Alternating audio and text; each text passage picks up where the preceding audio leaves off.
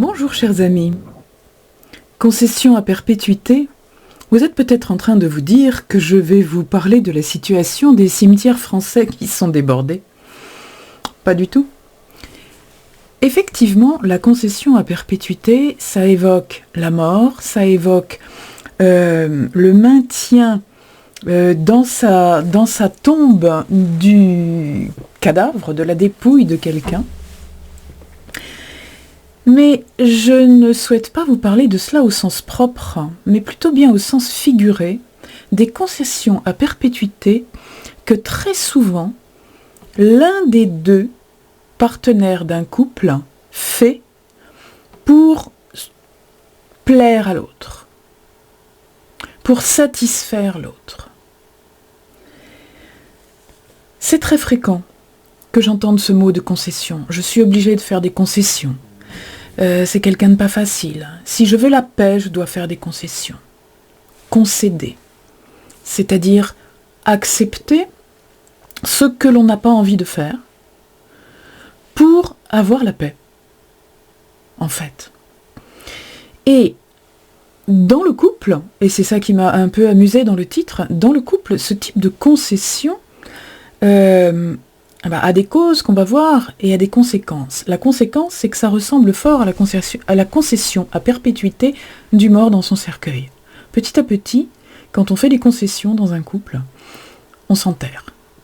Alors, on entend les gens qui vous disent « mais c'est obligatoire, dans tous les couples on fait des concessions ». Ben non. On fait des concessions dans tous les couples qui ne sont pas des couples basés sur l'amour. Dans tous les couples qui sont en fait artificiels, qui sont basés sur des raisons que l'on a cru être de l'amour. Il n'y a pas de mauvaise intention. On a cru aimer, on a cru que c'était ça l'amour.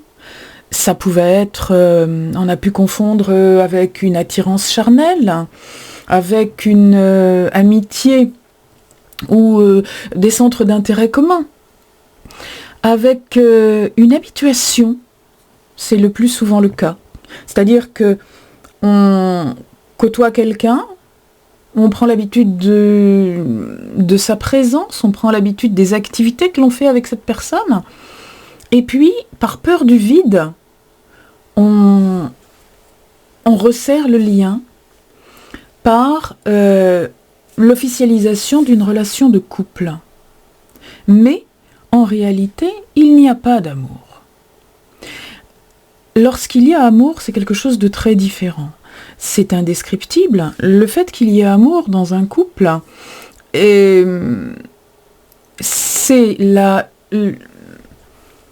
conséquence des retrouvailles de deux entités spirituelles qui ont quelque chose en commun, probablement un passé lourd en commun, ou long en tout cas, s'il n'est pas lourd, et qui se retrouvent pour poursuivre quelque chose ensemble. Et là, on le sait. On le sait et ça n'a rien à voir avec toute relation, toute fausse relation de couple que l'on a pu vivre précédemment. Et lorsqu'on vit ça, il n'y a pas de concession. Il n'y a pas de concession parce que lorsque ça se produit, chacun des deux êtres est une entité entière, à part entière. Il n'y a pas de moitié. Ce ne sont pas des gens qui cherchent à trouver un complément dans l'autre. Beaucoup de gens vous disent un couple c'est formidable quand on est complémentaire. Ben justement pas. Justement pas. Un couple c'est formidable quand on n'a pas besoin de l'autre. Quand on est complètement indépendant de l'autre. Et qu'on est avec lui uniquement par l'amour, uniquement par la complicité. Dans le concret, ça se traduit par le fait que si on n'a pas besoin de l'autre, eh bien, l'autre peut faire ce qu'il veut, ça n'a pas d'importance. Si je veux aller au cinéma et que mon conjoint n'a pas envie d'aller au cinéma, si ma relation de couple est basée sur l'amour, ça n'a aucune importance. Je vais aller au cinéma. Il s'en fout. Et moi aussi. Le fait qu'on ne soit pas ensemble n'a aucune importance. Parce que l'amour n'est pas quelque chose qui naît de l'adhésivité des corps physiques. L'amour existe, ça n'est pas loin des yeux, loin du cœur. L'amour peut être loin des yeux, il n'est jamais loin du cœur.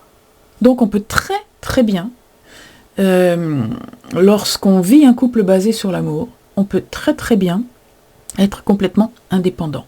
Vivre chacun sa vie, et il y a toujours autant d'amour. Pour autant, on peut avoir aussi envie de faire des choses ensemble, mais pas tout le temps. Vous pouvez être à peu près sûr que les gens qui sont scotchés l'un à l'autre, avec ce que ça suppose comme arrière-fond de jalousie, de possessivité, etc., il n'y a absolument pas d'amour. Il y a un besoin, il y a une dépendance affective, peut-être. Il y a une habitude, c'est sûr. Oui, il y a une dépendance comme à une drogue, comme à une substance. L'absence de l'autre, quand il disparaît de notre paysage, de notre environnement immédiat, quand il se sépare, quand il sort de notre aura, il y a un manque. Comme quand on n'a plus de cigarettes parce qu'on est fumeur et qu'il faut courir en chercher au tabac, comme quand on n'a plus de drogue lorsqu'on est toxicomane et qu'il faut courir à n'importe quel prix acheter sa dose, comme on est en manque quand on est alcoolique et qu'il faut à tout prix qu'on boive n'importe quoi, y compris de l'alcool à 90 parce qu'on est en manque. Eh bien la dépendance affective, c'est la même chose. Il faut absolument que vite, dès qu'on a été séparé pendant un certain temps du conjoint, on le retrouve. Ça, c'est une dépendance, c'est pas de l'amour, en aucun cas. Alors, cette dépendance, elle conduit par peur de la disparition de l'autre, par peur que l'autre s'éloigne, par peur que l'autre s'en aille, par peur qu'il nous abandonne, elle conduit à la concession. Elle conduit l'un des deux en général, il est très rare que les deux fassent des concessions, ou en tout cas pas à la même dose. Elle conduit le plus dépendant, on va dire, ou le plus sensible peut-être, ou celui qui a déjà une blessure d'abandon, ou de trahison. C'est à creuser. Elle conduit celui des deux qui a le plus peur de l'abandon à faire des concessions pour garder l'autre. Et bien souvent, là, on rentre, encore une fois, dans ce fameux triangle de Karpman, c'est-à-dire victime, sauveur, persécuteur. Petit à petit, celui qui fait des concessions devient la victime de l'autre, qui prend un malin plaisir à avoir de plus en plus d'exigences, des exigences de plus en plus strictes, de plus en plus exprimées, donc devient persécuteur.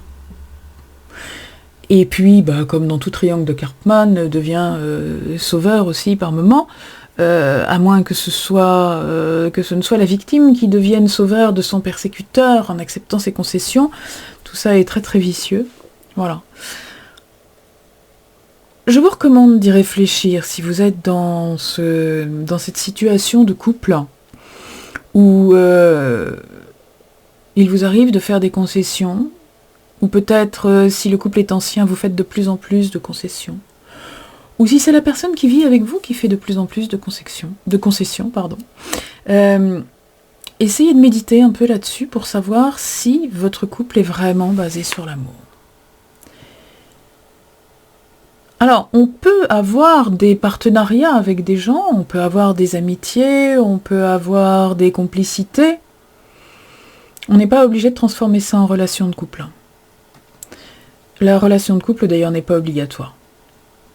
Qu'est-ce qui se passe, me direz-vous? Parce que ça, c'est la question qui vient, en général, dans une séance, quand il y a ce problème-là. Oui, mais les enfants. J'ai des enfants. Je peux pas quitter mon mari, c'est leur père. Je peux pas quitter ma femme, c'est leur mère. Ou si je quitte ma femme, je verrai plus mes enfants, etc. Enfin bon, il y a 36 cas de figure. Les enfants, Alors ça, ce serait l'objet d'une autre bulle. Les enfants ont choisi leurs parents. Vous allez peut-être en sourire ou avoir du mal à le comprendre, mais en général, ce sont les enfants qui réunissent les parents pour avoir ce papa-là et cette maman-là. Ils ont choisi ces parents-là avant de s'incarner et ils réunissent leurs parents. Et c'est ce qui explique très souvent les nombreux couples qui ne vont pas ensemble. On a tous dans notre vie rencontré des gens qui ne vont pas ensemble, dont on se demande, oh là là, mais qu'est-ce qu'ils font l'un avec l'autre? Ce qu'ils font l'un avec l'autre, c'est parce qu'ils ont eu des enfants qui les ont réunis. C'est ce qu'on appelle un couple parental. C'est-à-dire, ce sont des gens qui ont été ensemble pour faire des enfants, qui ne sont pas du tout ensemble pour faire un couple.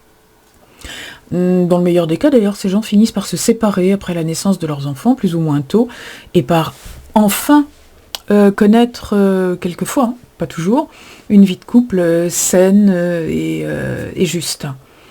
C'est le problème des couples parentaux. Et puis il y a aussi des couples parentaux qui restent ensemble jusqu'à la fin de leur vie. Et là, on est soit dans la concession, soit dans la haine. On a aussi tous, ou presque tous, connu ce genre de couple qui vieillissent ensemble en se tournant le dos, qui ne s'adressent pas la parole de la journée. Ça existait beaucoup dans le temps, parce qu'on ne divorçait pas. Maintenant, ça existe beaucoup moins, parce qu'en fait, on divorce très facilement, on se sépare très facilement, c'est une bonne chose. C'est une bonne chose que les jeunes de nos jours aient moins de contraintes de ce côté-là, parce que du coup, ils ont plus de chances de finir par tomber sur la personne qui les attend et qu'ils attendent. C'est ce que je leur souhaite en tout cas.